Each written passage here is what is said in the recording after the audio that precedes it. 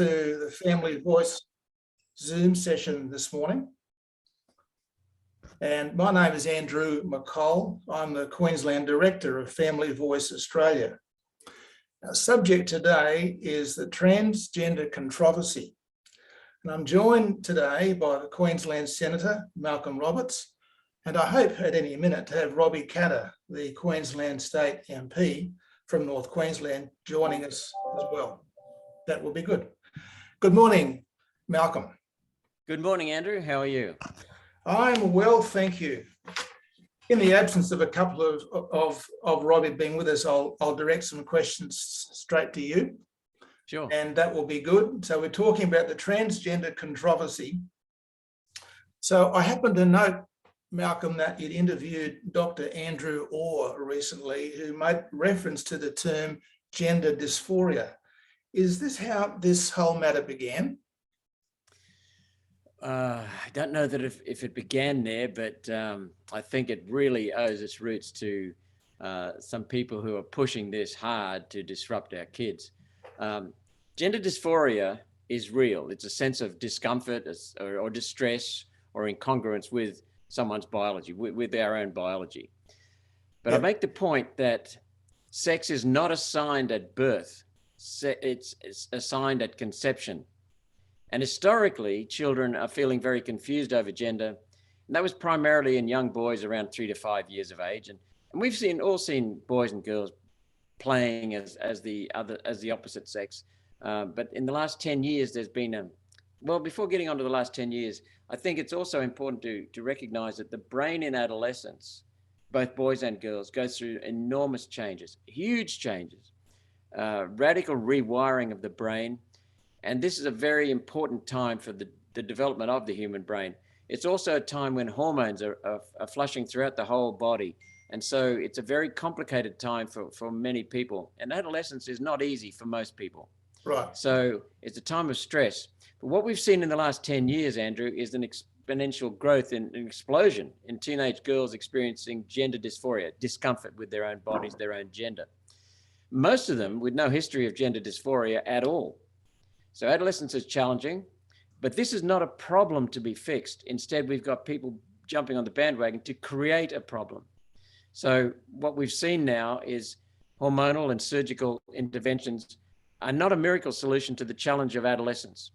They, in fact, make things worse. And then if they go wrong, they'll make things worse for that person's life for the rest of their lives. So we've got to recognize the normal discomfort, unease, stresses of adolescence and separate that out, because it is a real issue. But most people at the end of adolescence are happy with who they are. They realize, okay, I'm a boy and I'm enjoying being a boy. If I'm a girl, I'm enjoying being a girl. So that's what we've got to be very careful of. And gender dysphoria has been jumped on by a few people to take advantage of it. Thank you. Good morning, Robbie. How are you getting on today? Yeah, good morning. Sorry I was running late. That's all right. Look, thanks for joining with us. And we're getting into this matter of the transgender, as you would have figured out by now. And you spoke fairly recently, Robbie, in the Queensland Parliament. And I congratulate you for your speech regarding the fact that you have daughters who will be teenagers soon. Why was that important in the context of the transgender controversy? I feel it's really important to make this I think a lot of the population, I think the challenge for us as politicians is interested in this subject is inserting it into the consciousness of a switched off public who are mostly buying the idea that, like, people's choice is people's choice. What impact is this going to have? Yep. And even when they start entertaining the thought of transgender, the debate, they think that's a tricky debate. I'm going to have to get my head across this, and it's going to probably put me in arguments amongst my friends groups. And that, to me, is the real enemy for people on our side of the argument. So that's the challenge, I think, is we want to find areas where we can break that debate back down to something that's meaningful, and we'll cut straight through to them. And that was what was put to me was, I think parents will care about the welfare of their kids.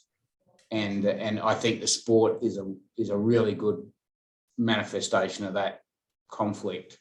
So, you know, whilst I think the issue is a lot bigger than just women's sport, I think saying that, you know, my girls could be playing sport against these people, and I'm worried about their health being made to compete against them. I don't think I wouldn't be real happy if my girls playing rugby league, but if they, you know, speaking hypothetically, if they do, they'll be up against some big bloody Pacific Islander girl that can belt the bejesus out of them. And I don't, you know, that's how I thought that was good imagery to put in people's head.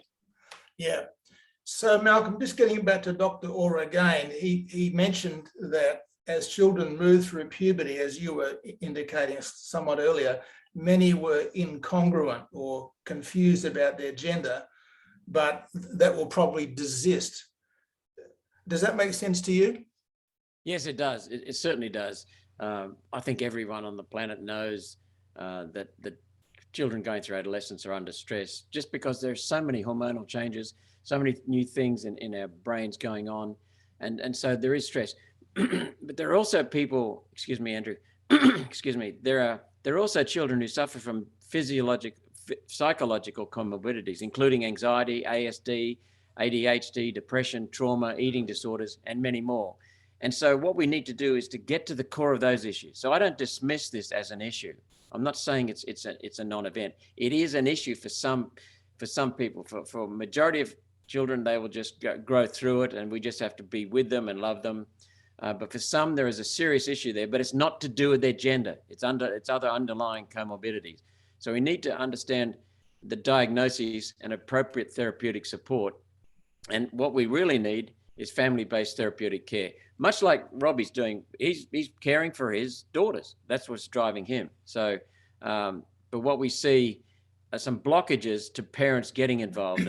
And I noticed that you've got a question for Robbie coming up along those lines.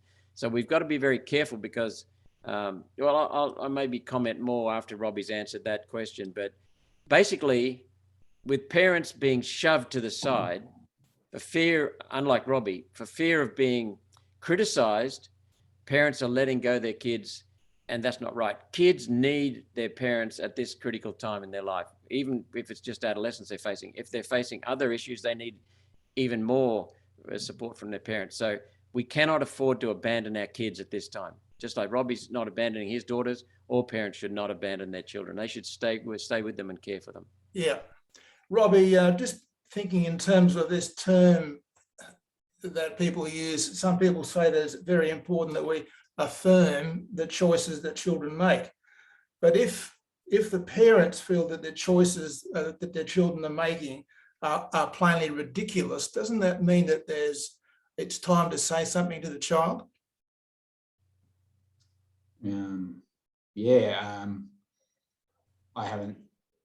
don't have a good, I'll shoot straight from the hip on that. I mean,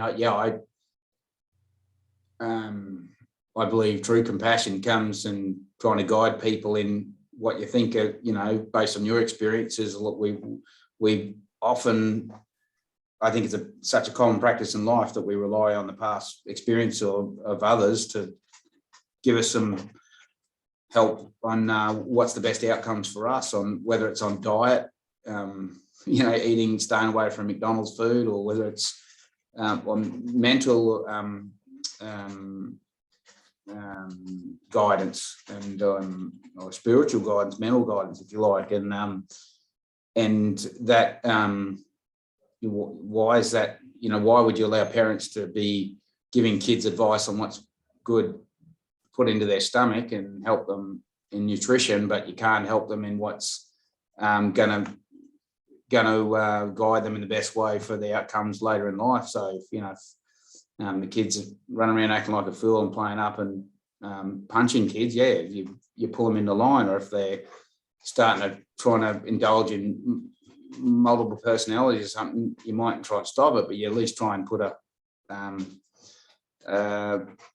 put some guidance around that to help for the best outcome. And then if the kid's indecisive about something, I think it's negligent as a parent to hands-off approach and just let the kid work it out, without saying, crikey, that could lead them down this path, and let's just try and put them down here because it'll be the best outcome for them as best we can tell. I think that's bloody part and parcel of true compassion for and nurturing and with it, you know, granted, not everyone always gets it right, but it's how could you be denied doing that? I mean, I can't see how you'd separate that, because it seems to me that in this transgender debate, if the, you know, if the kid, I think what we're talking about is if the kid says, well, I'm starting to feel like a girl, I would say as a parent, well, crikey, maybe does, maybe doesn't, but I'm just, you know, let's not just entertain that too much yet, and see if this is just a bit of a passing phase or it's a popular thing at school and get them through it. And of course, you should be allowed to do that. And I think that's the problem. One of the big problems now is they just there's no cap on that, and it's just let the kid make all the decisions for themselves. And we don't do it with their diet or any other part of their life. But why would you allow to do it on this? Yeah. If I could jump in there. Yeah, sure. Thank you. I agree with Robbie. It is a time when children need compassion from their parents. They also need genuine care, which I think is Robbie ties care in with compassion. They also need understanding, and you can't have compassion without understanding. So these are the things that are important, especially when children are going through adolescence and they'll come out of it. They'll come out of it believing that they belong in their body in which they were conceived. But there'll be others who are suffering genuine distress, and they need to have support and counseling. But we want parents to actually, as parent myself, but knowing other parents, we want parents to be with their children and to support them through it. Not just say, yes, little Johnny, you're correct, or yes, little Mary, you're correct. That's rubbish. That's abandonment. And I think I would line up there with Robbie very strongly. Robbie, in my experience, is a very practical, down-to-earth person. And so this is a very difficult topic for all of us, but I agree with Robbie. It is the parent's responsibility to be the guardian of that child from all kinds of things that are going to come into that child's life up until about the age of 18 or 21. It's our responsibility as parents to protect, to support, to have compassion and care, as Robbie said. But we are responsible for that young person, and we are responsible for how they mature. So I agree with Robbie. We don't just stand by and affirm. We actually support, but we stand ground and look after our responsibility.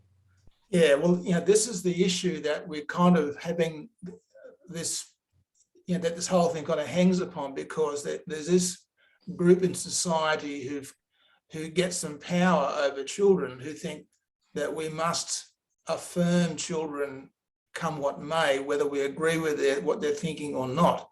And it seems to me we've got to ask ourselves a question in the whole transgender debate. Do we feel obligated to affirm a child's decisions or their views or their feelings, even if that affirmation flies in the face of biology?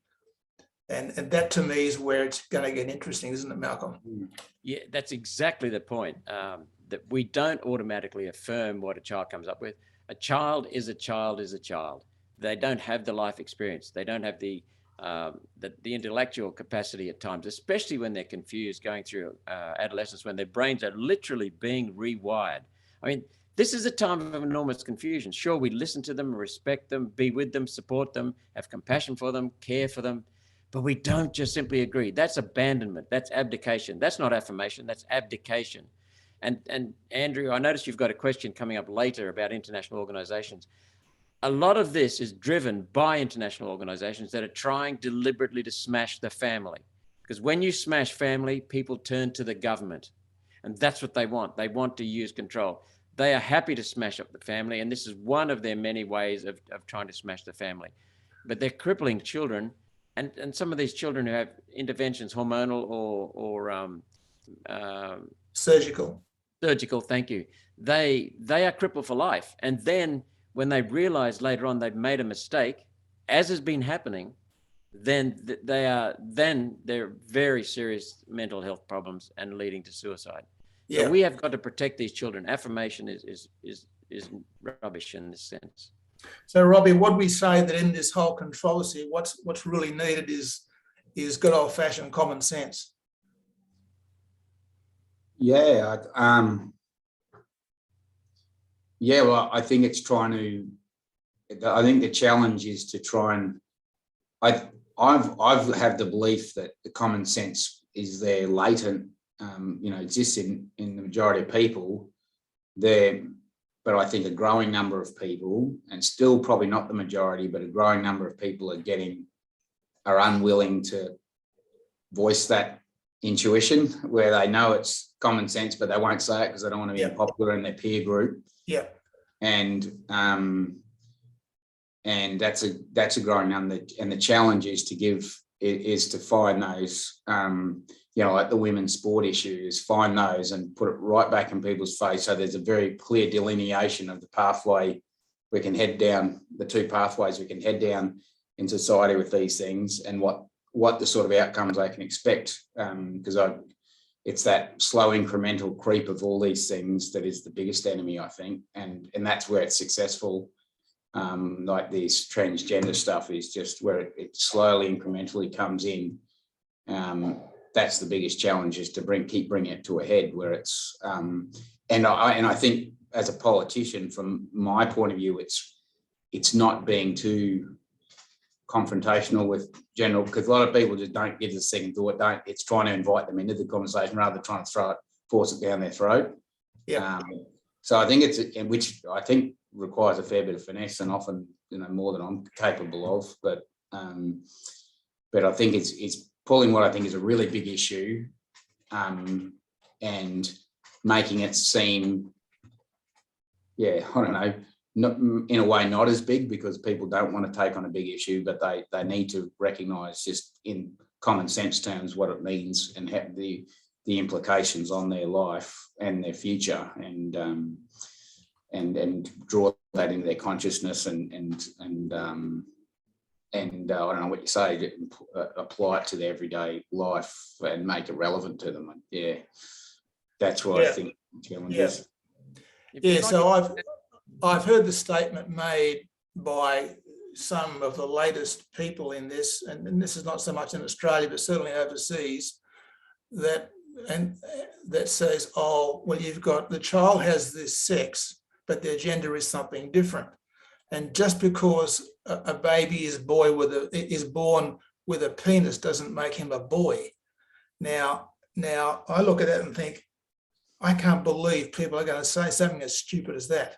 Yeah. Because this is a radical rethinking of how we do just about anything in our society, where a child is born with a body of one sex, but it is alleged there's actually something different. Now, and this is why I'm simply saying, look, we just need some common sense here. The child is either a boy or a girl. They can't be swapping over every Thursday afternoon, to the other one because I just feel like it today. And it seems as if whether it's peer group, whether it's social media, whether it's just a trend or a fad, but when people go down these roads, and as Malcolm was alluding earlier, and we go and do hormonal treatment or surgery that actually removes the organs, part of the difficulty is that what we don't always understand is that males and females are diametrically different. They have to be, so that we can reproduce. Mm-hmm. I mean, obviously I'm a male, but there are components with my wife that I share lots of things. We have a human body with we have heart and kidneys and legs and feet and brains. Yeah. But compared to my wife, I am diametrically different. Yeah. And that's not something that should be ashamed of or think, well, that's something wrong. And that's not wrong. It's actually right. Otherwise, we can't actually have children. Mm. So it seems as if we've lost track of a few things here. And Malcolm, you were alluding earlier, or you made comments about these international organisations that have got some kind of agenda that they're pushing. That's not something that lots of people really are aware of. Maybe you could kind of tell some more about that. I will. Can I just jump in and make some comments on the topic you just finished discussing? Yeah. First? Yeah, sure. Okay. Warren Inch talked about the member for Leichhardt in northern Queensland. Well, I don't agree with much of what he says, but he got my respect when he talked about a friend that he grew up with who was a boy, and later on changed his gender. Okay, well, changed his he became a woman. Now, what I'm saying with that is that there is a very, very small minority. It's tiny. It's minuscule minority of people who have that. When we look at the human being, Andrew, we pop out about this big from our mother. We're completely helpless, male and female. We've got enormous differences at birth between male and female. But then we go through planes of development every 3 years, 6 years, 3 years, 6 years, those planes of development, and physical as well as mental, emotional, spiritual maturation. And then we get to about 90 and we maybe have some adequacy when it comes to maturity.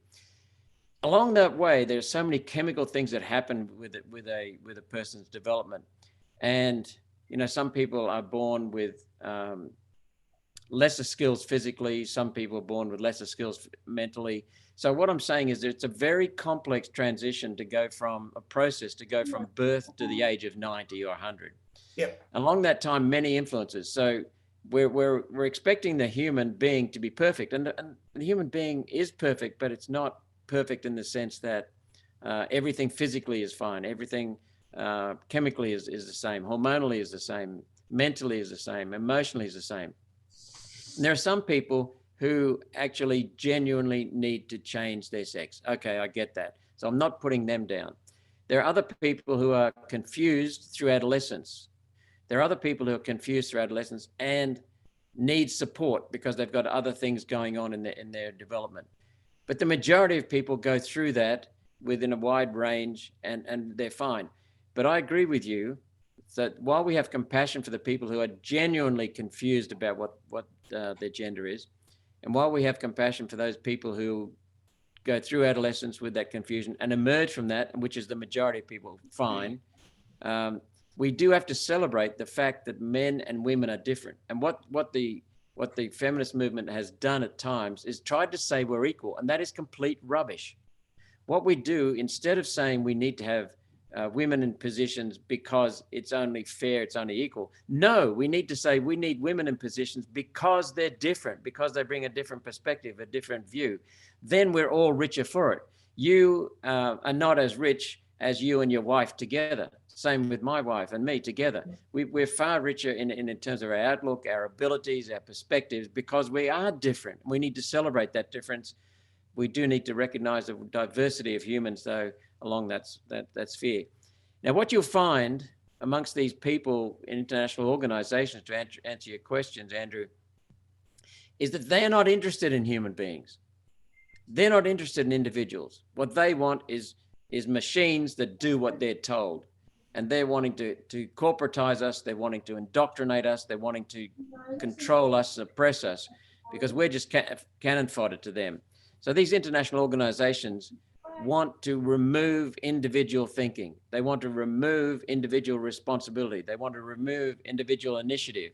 They want us to be dumbed down and all be the same and just conform. And that's not the way the human is meant to be. God didn't mean us to be like that. He made us so that we are diverse and complement each other and we belong with each other. So these international organizations want to strip us down of our individuality, make us robots. But at the same time, Andrew, what they do is they make us conform, and then they put pressure on us to conform, and they split us. So you either conform or you're one of the non-conformists. And if you're a non-conformist, then they get stuck into you because they want us all to conform. Or they put so much peer pressure on parents. So they say to parents, you must affirm your child, otherwise you're not caring for your child. Complete rubbish. So they want us to abandon our responsibilities. And that's the biggest threat that I see of all of these people. They want us to abandon our responsibilities. Yeah. Robbie, we know that what's happened in Victoria, that they've used this term, the anti-conversion therapy, whereby it's now there's power in government to prosecute people who who fall foul of government. That is, they're trying to not go along with these attempts to somehow convert a child from one sex to another. And do you think this is contributing to our problems today? Yeah, it's not the first time I heard that, and it is just one of the most. That's just it's a really scary thought.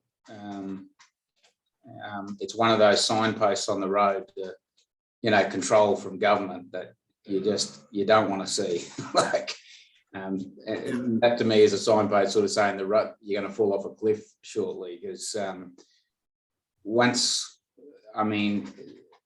I'd even wind it back to saying that the mental trauma that puts back on parents and the pressure it puts back on parents then to try and, it's hard enough holding a family together under normal circumstances.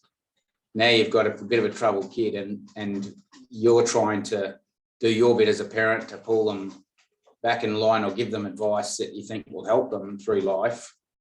And here's yet another signal. Even if it doesn't affect all parents, a signal to them, they're saying, look, you don't really have control over, we're assuming the rights of some of this critical decision making for your kids.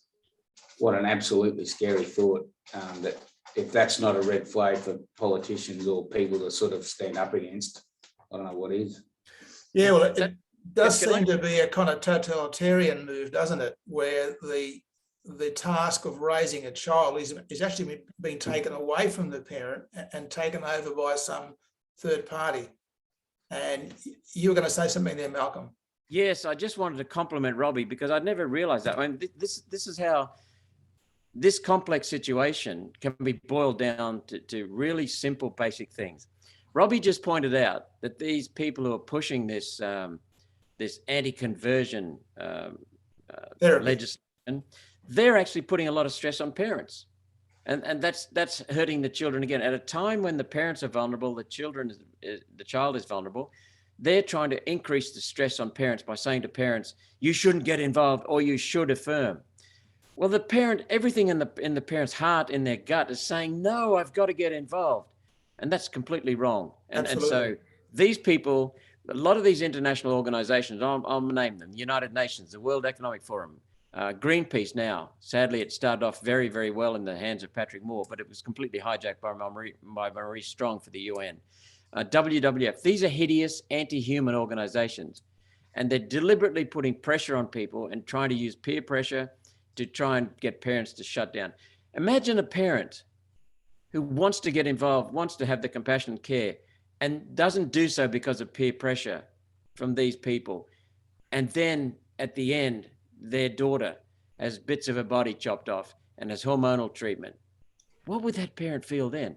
What would society the price society pays picking up the pieces from this mess? This is deliberate anti-human practices, and it needs to be confronted. And I agree with Robbie. These people are putting enormous pressure on parents at a time when they can least handle it. It's disgusting. It's inhuman. Yeah. Robbie, when you go on, Robbie. Oh, sorry. It just triggered another thought. There's also a heavy dose of contradiction in the, I think, philosophical approach of, well, let's say in this case, the Victorian government, that the proponents of all this transgender stuff. Because if you looked in the abortion debate in Queensland, they expanded it to 22 weeks, which was a period that you could then start detecting defects in the child. So I guess you could make a presumption then that,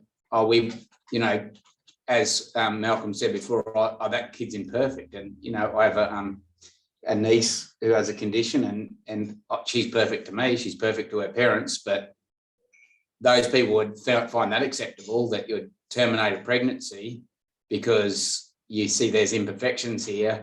But then they sort of, I think there's a fairly heavy dose of contradiction here, where it's like, oh no, these imperfections are good, you've got to nurture that. And this is celebrate it. And quickly, we've got a child that's different here. So let's give them the opportunity to change their sex because we're celebrating the fact that they're imperfect and I just think there's a bit of contradiction in the approaches there of that of the other side. Yeah. Malcolm, what we find evident here is that doctors used to sign up to the Hippocratic Oath, and one part of that says to do the patient no harm. Now, being fairly blunt with my listeners today, if a 13-year-old girl is perfectly healthy and well and decides she wants her breasts removed by a surgeon, is that surgeon ever justified in doing such a thing? And isn't that an uncaring and an unloving and a foolish and utterly unprofessional thing to do? Yes, it is. Doctors are no different from parents. Many doctors are parents. Politicians are no different from everyday people in Australia.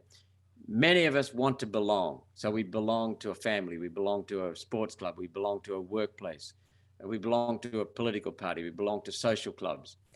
And belonging is extremely important, and it's part of our makeup, because those who didn't belong among our ancestors let the tribe down and were booted because, you just didn't have anything.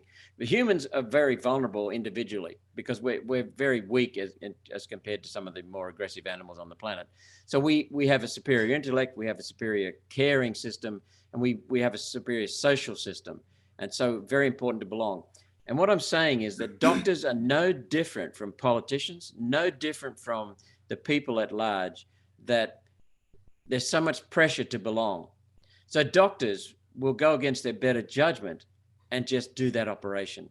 But also some doctors just don't care. So we're entrusting our children to professionals who don't care enough to make a stand on behalf of the children with gender dysphoria. A child is troubled, gender dysphoria, the child needs a therapeutic approach, psychological therapy, psychotherapy approach, not a knife, not some hormones. And adults are too scared to safeguard the children from harm. And that's cowardly behavior, but there's so much pressure on parents, as Robbie just mentioned. So instead, a much more cautious approach would be to watchful waiting. So getting therapeutic advice and assistance. So what we need is doctors who are using the scalpel or the hormones to back off and to really look at what the child needs, because paramount in this is what the child needs. And children and adolescents, especially those who are under stress and of other mental health issues, that's not the time to let them loose. That's the time to give them compassion and care, as Robbie mentioned. The Royal Children's Hospital in Melbourne, their gender clinic, in 2012, they had 18 new referrals.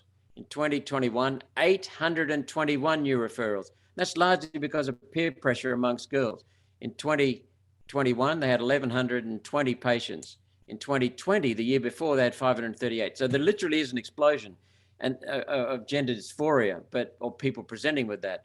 But what we need is the doctors to be educated, and the doctors to really be strong and honest, and as Robbie said, compassionate, to look after these children with the right therapy rather than a scalpel and a hormone, because there's growing evidence of regret amongst people later on.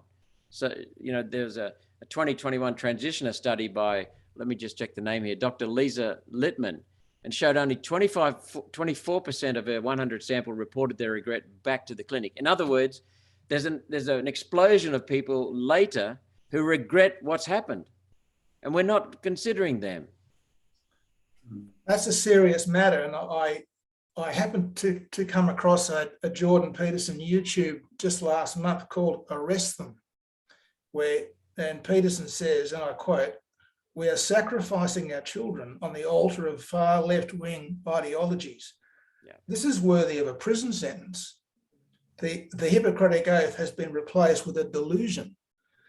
And I mean, that's a very serious statement to make, but it does seem as though there has been some kind of an attempt to hijack even the term, what is therapeutic? Is it therapeutic for a 13-year-old girl to have a breast cut off? How can that be? I mean, if we're talking about a woman with breast cancer, I can understand, of course, but we don't go to a healthy, well child with a knife simply because the child thinks it might be a good idea today. It's utterly It's utterly unprofessional.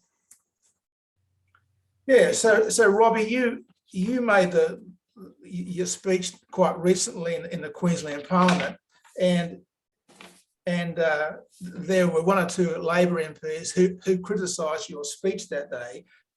Do you regret any part of that? Yeah, I regret not bringing up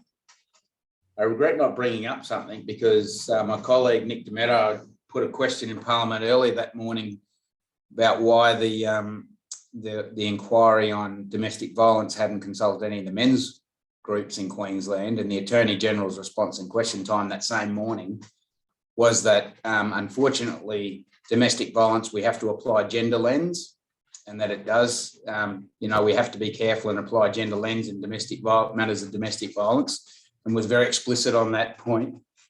But then that afternoon we were debating that you can't refer to gender, that it didn't exist. So, and I forgot to cover that point. So I was disappointed I didn't. And I think, it's hard to say I don't think anything the opposition said upset me, because there was just no substance to it. As usual, every counter argument seems to be emotive. It's just they use the word hate speech. This is hateful. This creates conflict, and it's hate speech, and it's disgusting that we're even. And they always say, "Why are we even talking about this?" And which is sort of what I was referring to in my initial comment, is that they try and pretend it's not relevant and it's nothing. So the challenge is to say, well, it sort of is. It does have implications, and beyond that, they only, they're supposed to put up 6 speakers for the debate. I think they put up 2 speakers, and the Greens' contributions were just ridiculously substanceless. Yeah, again, just all emotive, no substance, and I think the thing that probably. Yeah, I actually think I did a bloody terrible job with my contribution, but because I kept looking at the facts that I had to put forward, and part of the speech was dedicated to going through the Olympic records in different events between men and women to provide evidence or demonstrate that there's a built-in advantage to the males versus the females. But I started looking at them in my notes and thought, I can't even say that. It's so self-evident. It's ridiculous that I even have to go through it. But I kept catching myself on all the material parts of the argument. I think this is all self-evident. And that, I don't think that's being agnostic on the issue of transgender. It's just going through facts. And the entire other side of the argument was almost completely absent of any facts at all. I think the only sort of half reason was Sterling Hinchcliffe, who's a member of the Sandgate, mentioned something about women's sport that you thought, okay, that's sort of a point to make, but the rest of it was purely emotive. And then that's the same in the federal parliament, Robbie. It's exactly the same. Right. And what happens is they can't resort to a logical argument. They can't resort to data. So what they resort to is name calling and smearing. So when they use that on us, we just turn around and say, well, thank you for confirming my point, because if you had any data, you would have presented it. Instead, you're calling me names. So that just vindicates the fact that you haven't got any data. Yeah. And Andrew, if I can put some context on what Malcolm just said, put some further context around that, bearing in mind, I was saying the state parliament, the Labor government has 220 parliamentary staff operating for them, because the LNP gets exactly 10% of that. So they get 20, we know they've got 22 staff. So you must assume Labor's got at least 220 staff or more assisting them with their parliamentary debates. And we've got 1 staff, 3 total for KP. And so it'll be similar numbers for Malcolm in federal parliament. So you think about this, there's only Malcolm there and maybe 1 other with you in the Senate trying to back you up in these debates. And same with us in Parliament. We only had Steve Andrews from One Nation backing us up. So there's only 4 of us versus the other 90. They've got all that wealth of resources and all those people working for, they've got an opportunity to make an absolute fool out of us and smash us with data and evidence. That's their opportunity to put us to the sword. And all they could come up with is a few lazy, emotive arguments. So what does that tell you about? There is nothing there. Like time and time again, they come up with nothing. and they just call you names. And you know, I just laugh at that because it means they have lost the debate. But Andrew, the significance not only for children in this issue, it mirrors the significance for parents, the significance for families, significance for the energy debate, cost of living, climate change, family law. All of these things are being driven by the same people, and they've been driven by the same people since the UN was formed in 1944. They are all on an anti-family agenda, an anti-human agenda, and an anti-national agenda. They want to smash the national borders. They want to create just a one world global governance. And you don't have to take my word for that. It's in their own statements. And what they have to do is smash two things: smash national sovereignty, and that's what they're trying to do through smashing the borders and putting in place a one world global governance. If you look at the things I've talked about, COVID, climate change, energy policy, these are echoed around the world. The second thing that they're trying to do is to smash the family, because when you smash the family, people turn to government and they become dependent on government.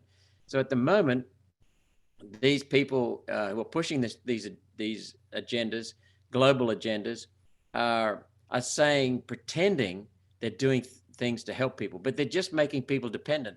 And what they're also doing is they're creating victims. When you have a victim, you have someone who loses responsibility for themselves. That's exactly what these people want. They want us to be family-less. They want us to be victims. They want us to be having lack of responsibility. That means we lack of personal accountability, lack of personal authority.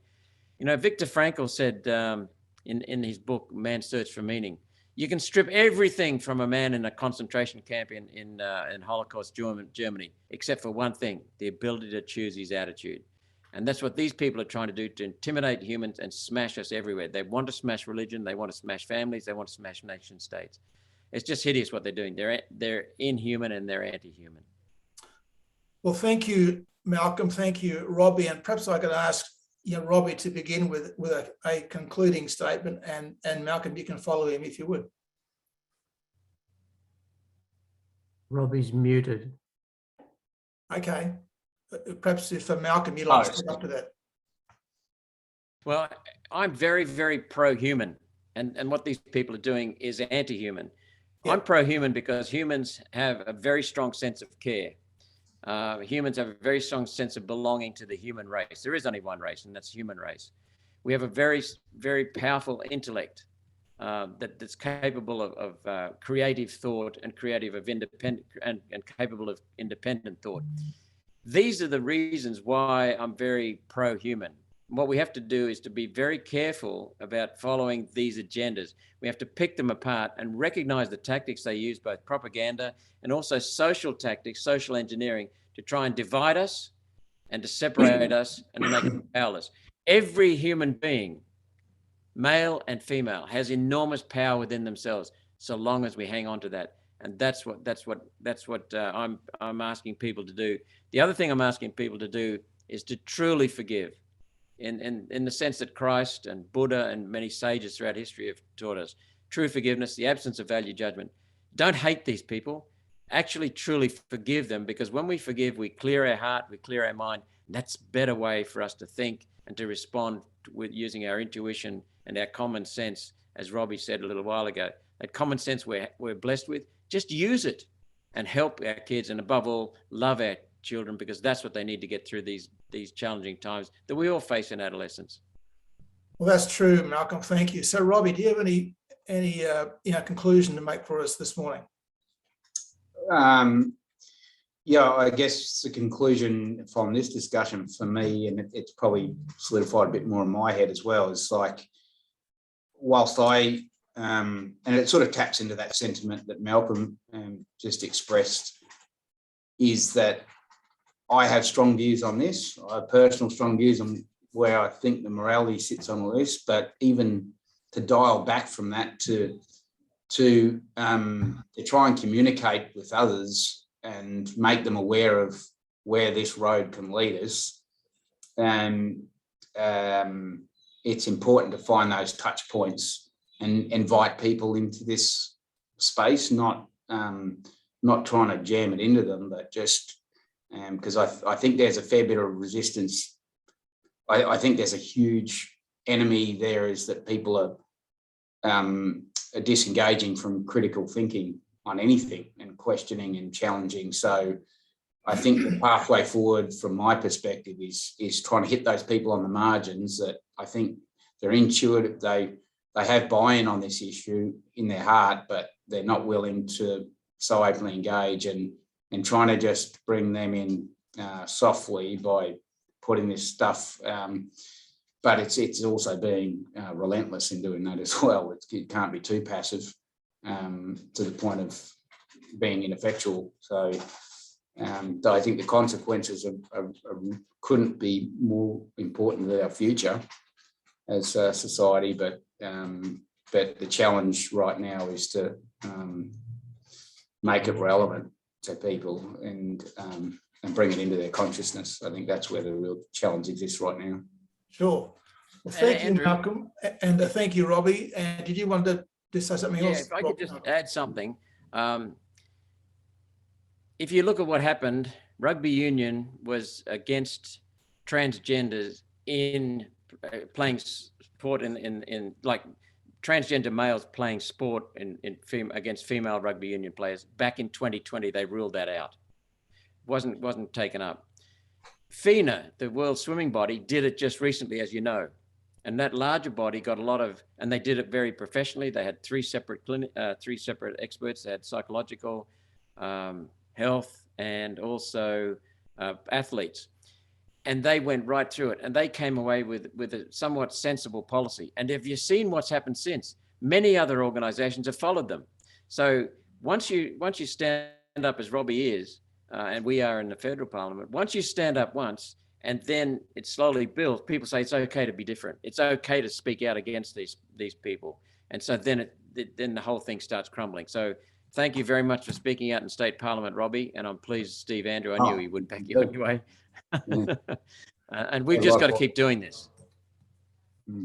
Yes, well, that's the thing. And you know, it doesn't really matter. I can put my Toyota up on a hoist and take off the wheels and put on Ford wheels. And if I spray paint my Toyota badge and call it and put a Ford badge on there, like, it hasn't really changed the car. All it's done is change some externals. And that's the thing we have to contend with here. You simply can't change people by changing certain parts of their body. They're just not made that way.